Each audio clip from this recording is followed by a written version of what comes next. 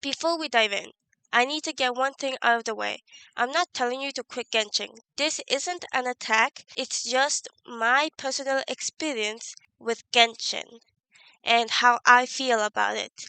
I will be comparing it to Wuwa, but at the end of the day, the choice is yours, and we all have free will, so play what makes you happy in the end.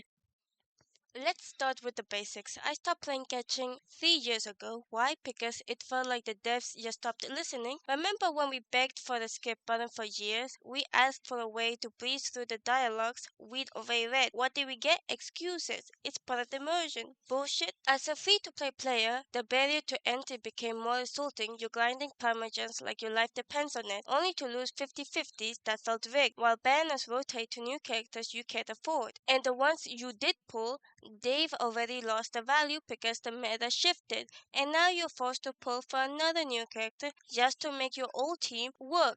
It's exhausting, and it feels like a treadmill designed to burn you out. Then there are the controls. I came back to an old account recently, and honestly, the movements felt clunky.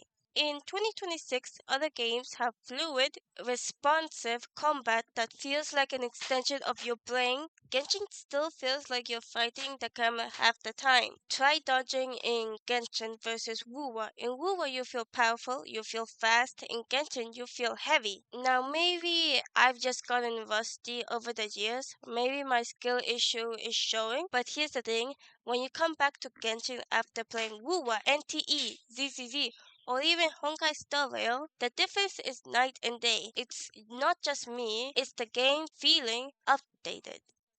And when you come back to Genshin after seeing the new graphics in NTE or in Wuwa, it honestly looks like an outdated game. And don't get me wrong, I love Felina. She is my go-to favorite. She's still meta. She's super strong, like super strong. But the world around her still feels stagnated. I'll give credit where it's due. Fontaine was peak. Farina's arc, it was a masterpiece. I cried. I was invested. But since then, it's been downhill. The recent arc, especially the new arc, the community hated it for a reason. It felt rushed, disjointed, and frankly lazy. The writing lost its soul. Now compare that to Wuwa. Yeah, Wuwa's story had a rough start. We all know Act 1. And well, listen, they improved. The recent chapters actually engaging. The lore is deep. The characters have agency. And they aren't just standing around waiting for the traveler to save them.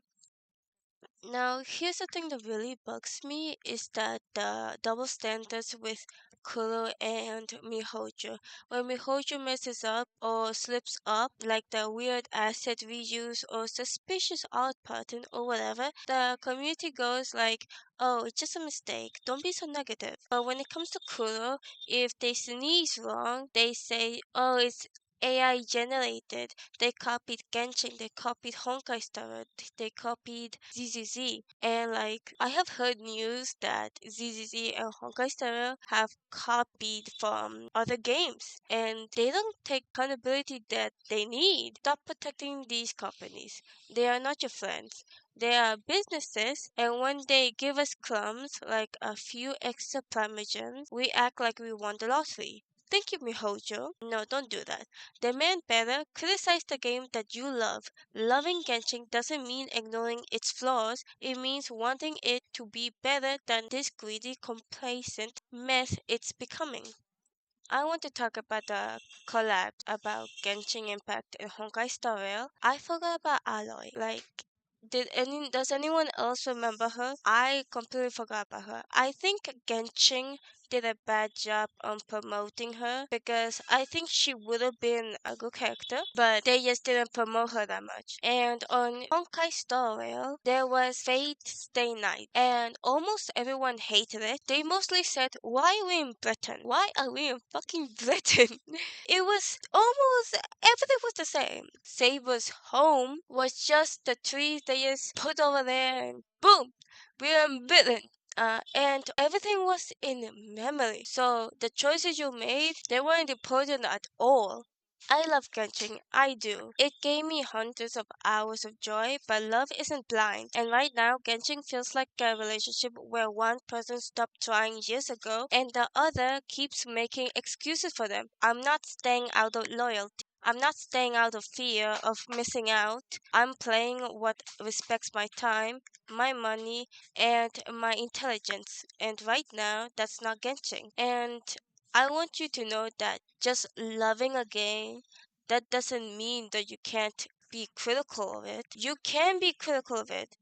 And if you are still defending Mihojo's excuses, maybe ask yourself why you're working so hard for a company that doesn't work for you. And about this drawing, I started painting Noelle because she represents that old Genshin charm, loyal, hardworking, pure. But halfway through, I realized I just didn't have the energy to finish it, just like I don't have the energy to keep defending a company that doesn't defend its players.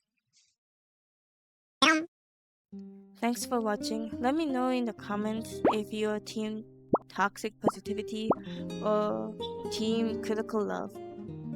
I know which side I'm on. Peace.